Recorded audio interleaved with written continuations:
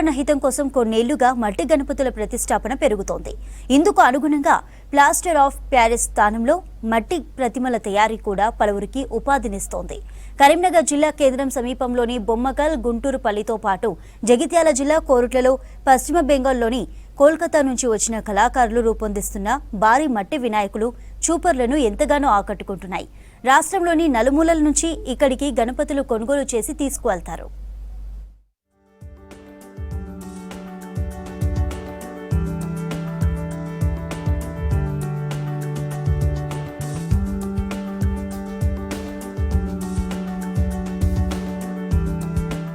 Plaster of Paris తో తయారు చేసిన వినాయక విగ్రహాల వల్ల తలెత్తుతున్న పొల్యూషన్ ని అధిగమించేందుకు గత కొన్నేళ్లుగా మట్టి ప్రతిమల వాడకం పెరుగుతోంది.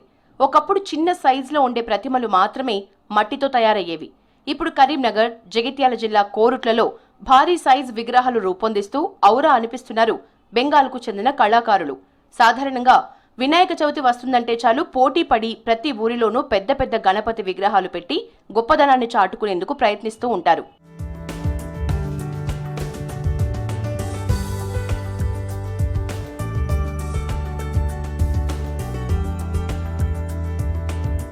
ప్రమాదకరమైన ప్లాస్టర్ ఆఫ్ ప్యారిస్, ఇతర రసాయనాలతో కూడిన రంగులద్దిన వినాయకుడు చూసేందుకు అందంగా ఉన్నా వాటి నిమజ్జనం తర్వాతే మనకు అసలైన కష్టాలు ప్రారంభమవుతాయి. వినాయకుడిని నిమజ్జనం చేసిన వాగులు, చెరువులు తీవ్రంగా కలుషితం కావటం వల్ల ఆ నీరు ఇంకిన భూగర్భ జలాలు కూడా విషపూరితమవుతాయి. పశువులు, చెరువుల్లో ఉండే చేపలు మృత్యువాత పడుతుంటాయి. ఇలాంటి సమస్యలు రాకుండా మట్టి గణపతుల కాన్సెప్ట్ పెరిగింది. మొదట్లో కొంతకాలం హైదరాబాద్ నుంచి మట్టి విగ్రహాలు కొనుగోలు చేసి తీసుకొచ్చేవారు. ఇప్పుడు స్థానికంగా తయారు చేస్తున్న ఈ భారీ ప్రతిమలకు ఏటేటా డిమాండ్ పెరుగుతోంది. పర్యావరణానికి హాని చేసే ప్లాస్టర్ ఆఫ్ ప్యారిస్ గణపతుల స్థానంలో మట్టి గణపతులు వాడాలన్న స్పృహ పెరిగింది. దానికి అనుగుణంగా వాటి తయారీ కేంద్రాలు కూడా పెద్ద ఎత్తున వెలుస్తున్నాయి. చూడొచ్చు, మన కరీంనగర్ రూరల్ మండలం గుంటూరుపల్లిలో ఈ కేవలం మట్టితో తయారు చేసే గణపతులు ఇక్కడ తయారవుతున్నాయి. కేవలం మట్టితో ఇంత పెద్ద భారీ విగ్రహాలు గతంలో ప్లాస్టర్ ఆఫ్ ప్యారిస్తో మాత్రమే తయారయ్యాయి. కానీ ఇప్పుడు పెద్ద పెద్ద విగ్రహాలు కూడా మట్టితో తయారవుతున్నాయి. ఇందుకోసం ఇక్కడ స్థానికంగా దొరికే మట్టితో పాటు, స్థానికంగా దొరికే చెరువు మట్టితో పాటు, ముఖ్యంగా కలకత్తాలోని గంగానది తీరం నుంచి తెచ్చిన ప్రత్యేకమైన మట్టిని, తర్వాత సముద్ర తీరంలో ఉండే ఒండ్రు మట్టిని వాడి మొత్తం ఈ ప్రతిమలు రూపొందిస్తున్నారు. ఈ ప్రతిమల రూపకల్పన ఎట్లా ఉంది ఒకసారి చూద్దాం. మనకు రకరకాల మెటీరియల్స్ దీంట్లో వాడుతూ ఉన్నారు. దీంట్లో ఈ తలభాగం కూడా చూడొచ్చు. గణపతి తలభాగం కూడా ఈ పైన పూసిందంతా కూడా మనకు ఈ గంగా మట్టి కాబట్టి చాలా షైనింగ్గా ఉంది. ఇక్కడ తొండం అమర్చడానికి వీలుగా ఒక భాగాన్ని వదిలిపెట్టి ఉంచారు. ఇట్లా మనకు ఈ భాగం కనుక చూస్తే దీంట్లో తల అమరుస్తారు.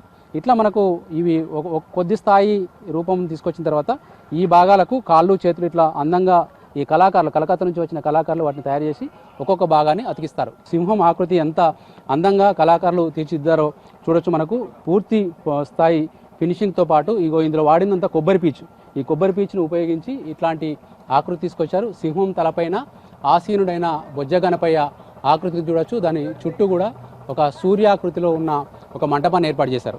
బ్రహ్మోత్సవాలలో, శ్రీ వెంకటేశ్వర స్వామి బ్రహ్మోత్సవాలలో మనకు తెప్పోత్సవం జరుగుతుంది. తెప్పోత్సవంలో వాడే ఈ హంస వాహనం లాంటి ఆకృతిలో ఈ పడవను రూపొందించారు. హంస వాహనదారుడైన గణపతిని ఈ విగ్రహంలో చూడొచ్చు. మనకు ఇవన్నీ కూడా మనకు ప్లాస్టర్ ఆఫ్ ప్యారిస్లో కూడా ఇంత అందమైన ఆకృతులు కావచ్చు, ఇవన్నీ రూపాలు ఎక్కడా రాలేదు. ఇంతటి అద్భుతమైన కళాకారులతోటి చూడొచ్చు. ఇక్కడ ప్యారెట్ ఇది చూడొచ్చు. మనకు చాలా జంతువులతోటి కూడిన ఒక గణపతి చూడొచ్చు. ఇక్కడ చెట్టు పైన ఒక పాము, తర్వాత దాని కింద ఒక పక్షి, దాని కింద ఒక జంతువు, తర్వాత ఒక పర్యావరణం, ఒక చెట్టు కింద కొలువుదీరిన గణనాథుని విగ్రహం ఇక్కడ రూపొందుతూ ఉంది. ఇది ఇంకా పూర్తి కావాల్సి ఉంది. ఇట్లాంటి విగ్రహాలన్నీ కూడా చాలా వరకు మనకి ఇక్కడ కనిపిస్తూ ఉన్నాయి.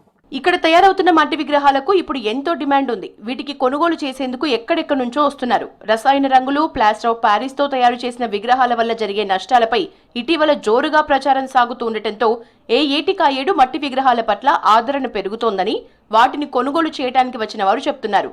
బొమ్మకల్ తయారీ కేంద్రంలోనే అడుగు పరిణామంలో ఉండే చిన్న సైజ్ మొదలుకొని దాదాపు 20 అడుగుల దాకా మట్టి విగ్రహాల్ని తయారు చేసి విక్రయిస్తూ ఉంటారు.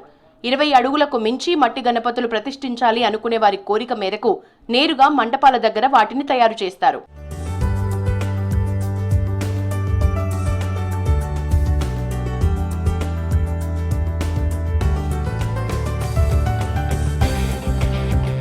ప్రస్తుతం బెంగాల్కు చెందిన అనేక మంది కళాకారులు మట్టి ప్రతిమలకు ప్రాణం పోస్తున్నారు.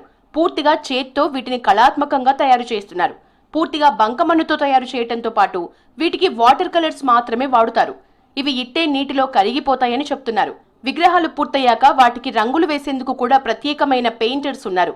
ప్రతి విగ్రహం జీవం ఉట్టిపడేలాగా ఉండటం, విభిన్న రూపాల్లో కనిపించే గణపతుల్ని ప్రత్యేకంగా రూపొందించడంతో వీటిని కొనేందుకు చాలా మంది వస్తున్నారు. విగ్రహాలకు దోవతి, పంచె కట్టి అందంగా ముస్తాబు చేసి కావాల్సిన వారికి డెలివరీ చేస్తూ ఉంటారు.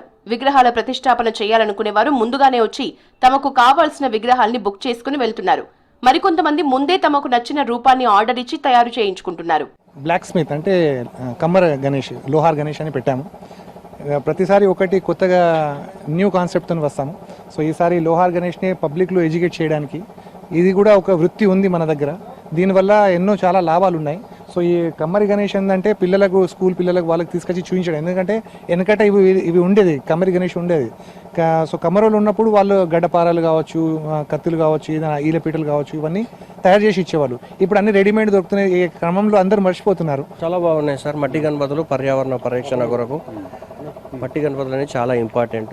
ఎందుకంటే సులువుగా వాటర్లో కరిగిపోతాయి కాబట్టి మట్టి గణపతులు ప్రతిష్ఠించడము చాలా ఇంపార్టెంట్. అంటే దాంతోనే పర్యావరణ హాని జరిగే ప్రమాదం ఉంది. ప్లస్ దాని కలర్లు కూడా న్యాచురల్గా ఉండకుండా ఉంటాయి. ప్లస్ ఏంటంటే దీనికి న్యాచురల్ కలర్స్ యూజ్ చేస్తుంటారు. ప్లస్ మట్టి అనేది సులువుగా వాటర్లో కరిగిపోతుంది కాబట్టి పర్యావరణ హాని కలగకుండా ఉంటుంది కాబట్టి మట్టి గణపతులు ప్రతిష్ఠించడం చాలా ఇంపార్టెంట్. అట్లా రేట్లు ఎక్కువ ఉన్నా కూడా ఇది మట్టి గణపతి అనేది ప్రతిష్ఠించడం చాలా శ్రేష్టకరం కాబట్టి మట్టి గణపతి అందరూ ప్రతిష్ఠించాలి అని చెప్పి మా ఉద్దేశం సార్. చాలా బాగుంది. ఇక్కడ అన్ని మట్టితో వినాయకులు చేస్తున్నారు. ఇంకా మట్టిని ప్రమోట్ చేయాలి అని నేను కూడా చెప్తున్నాను అందరికీ. ఎందుకంటే ప్లాస్టర్ ఆఫ్ ప్యారిస్ అనేది వాటర్ని మొత్తం కాలుష్యం చేస్తుంది. అలాగే మనం మట్టిని యూజ్ చేస్తే మాత్రం ఖచ్చితంగా చాలా బాగుంటుంది. మన పర్యావరణం కూడా చాలా బాగుంటుంది. టోటల్ చేతులతోనే చేస్తున్నారు వీళ్ళు. అక్కడ పరికరాలు మీకు ఎక్కడైనా కనిపిస్తున్నాయో చూడండి ఒకసారి. అసలు లేనే లేవు.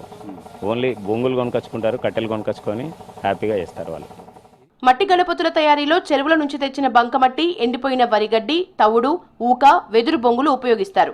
ఇవన్నీ పర్యావరణానికి ఎలాంటి హాని చేయవు.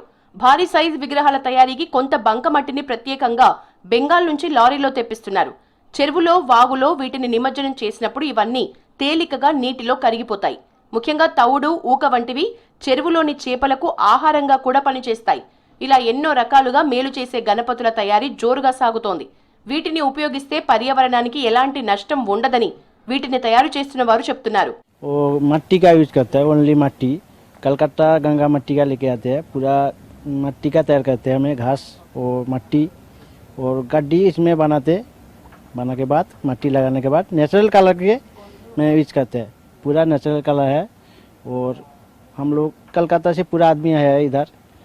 और बात बोले तो जो भी है हम लोग खर्चा निकाल के बस बेचते हैं, ज़्यादा लाभ नहीं होना, कम रेट में देते हैं, कोई मुश्किल नहीं है आपको। जो भी है बहुत मॉडल है इधर हम लोग 2 महीने का काम होता है। 15 आदमी है, जैसे मूर्ति हम लोग टारगेट रखते हैं 80 बीज मूर्ति का टारगेट रखते हैं 15 आदमी 2 महीना में। अगर जैसे 2 महीने में 15-80 मूर्ति कंप्लीट हो जाएगा, कस्टमर फोटो लेके आते हैं, फोटो का काम हम लोग करते हैं।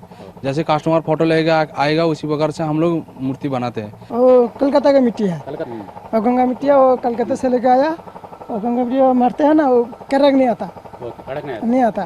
उसके बाद में कलर डालता है, उसके बाद में कलर डाल के तुम्हारा क्या कहती है वो इसमें आती है।